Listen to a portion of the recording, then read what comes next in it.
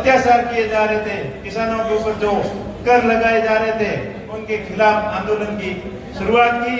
और 1928 में सरदार वल्लभ भाई पटेल द्वारा लगान वसूली के खिलाफ बारडोली सत्याग्रह का नेतृत्व किया और उन्हीं से उनको उसी आंदोलन के सफल आयोजन से उनको सरदार की उपाधि हासिल हुई।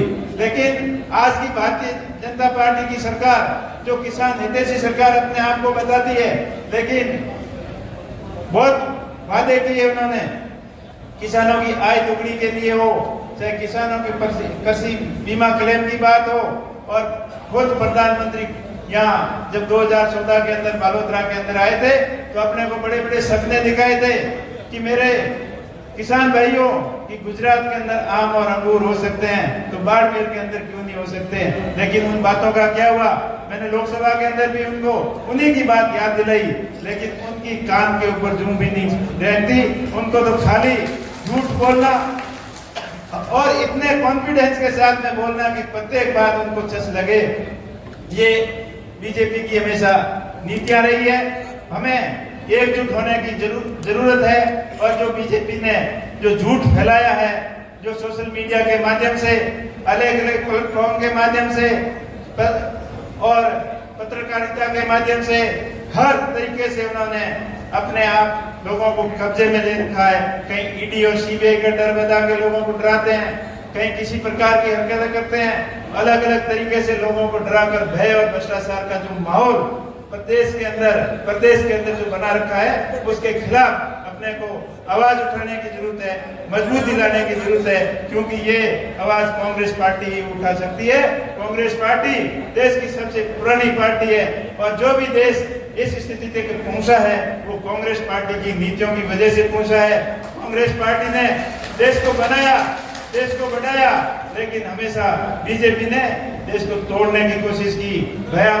भ्रमक बातें फैलाकर, धर्म की बातें फैलाकर, कभी बोलते हैं बटोगे तो कटोगे, कभी किसी प्रकार की अनगढ़ बयानबाजी देकर देश के लोगों को भ्रमित करने का काम सिर्फ और सिर्फ बीजेपी ने किया है। अब समय आ गया है हम सबको एकजुट होने का और बीजेपी के भ्रमक और झूठी बातों के खिलाफ अपने को जगने का समय आ चुका है। तो मेरा आप लोगों से ये सबसे अपील है कि अपने को गांव-गांव, ढाणी-ढाणी तक ये कांग्रेस पार्टी की पुरानी जो नीति और विचारधारा है उन लेकर प्रत्येक आदमी तक जाना है और उनके बीजेपी के झूठ का पर्दाफाश करना है। क्योंकि वो हमेशा एक ही बात करते हैं, धर्म और संप्रदाय की बात कर और हिंदुत्व की बात करके एक ही लोगों को गुमराह करने की कोशिश कर रहे हैं कि आप संगठित नहीं रहोगे तो 1947 में क्या होगा, 1960 में क्या होगा। अरे 1947 और 60 क्या देखा, किसने देखा है? आज देश के अंदर क्या हालत बनी हुई है। बेरोजगार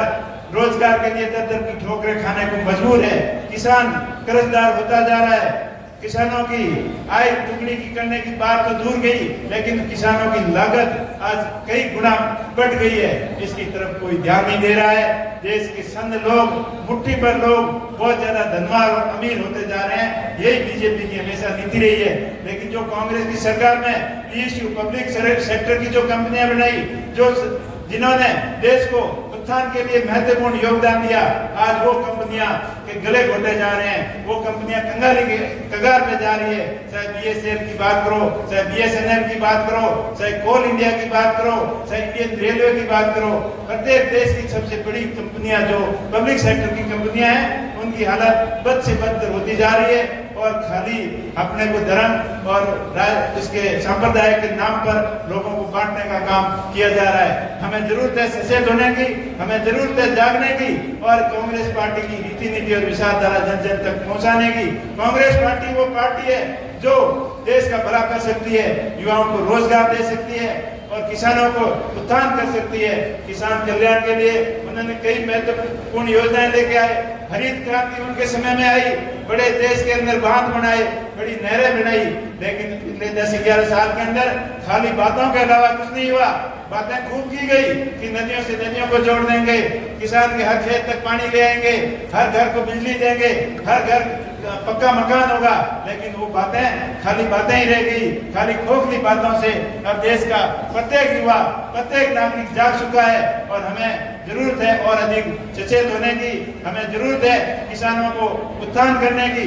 किसानों का फसल बीमा क्लेम समय पर नहीं मिल रहा है, किसान परेशान हो रहे हैं, आदान अनुदान की राशि समय पर नहीं आ रही है, किसान बीमा करके अपने पैसे बर्बाद कर रहा है, लेकिन जो बीमित राशि सरकार और किसान द्वारा दी जाती है वो राशि भी क्लेम के रूप में वापस अपने को नहीं मिलती। ये सारी बहुत सारी अब समस्याएं गिनाएं तो बहुत सारी समस्याएं हैं, क्योंकि अभी मोहन जी ने, कृष्णाराम जी ने, पूर्व वक्ता ने बहुत सारी आपने बातें बताई। मैं उन सभी बातों को दोहराना नहीं चाहूंगा, मैं आपको इतना ही कहूंगा, हमें संगठित होने की जरूरत है। और दूसरी बात जो इम्पोर्टेंट बात है जातिगत जनगणना की, जो इसी सदन के अंदर राहुल जी ने कई बार इस मुद्दे को उठाया और विपक्ष के लोग, सत्ता पक्ष के लोग क्या क्या बोल रहे थे, वो अनगढ़ बातें राहुल जी के बारे में, कांग्रेस पार्टी के बारे में बोल रहे थे, लेकिन उन्होंने ही इसी जातिगत जनगणना का दबाव उनके ऊपर इतना बढ़ गया कि उनको बात स्वीकार करनी पड़ी। अपने मारवाड़ी में कह कि बात हुई जब उन्होंने जातिगत जनगणना के बारे में फायदे गिनाए, क्योंकि अब वर्तमान स्थितियां जो अलग है, जिसकी जितनी भागीदारी, जिसकी जितनी संख्या है उसकी उतनी भागीदारी होनी चाहिए, उसको उतना हक मिलना चाहिए। और संविधान के अनुच्छेद 15(5) में ये स्पष्ट लिखा हुआ है कि 50% की जो आरक्षण की सीमा है उसको जरूरत पड़ने पर उसको अपन बढ़ा भी सकते हैं, लेकिन इसकी तरफ बीजेपी सरकार ने कोई ध्यान नहीं दिया। हमेशा संविधान की आड़ में दलितों का, पिछड़ों का, शोषितों का हक मारने का अगर काम किया तो बीजेपी सरकार ने किया। और ये राहुल जी की मजबूत इरादे थे। उन्होंने भारत जोड़ो यात्रा के अंदर भी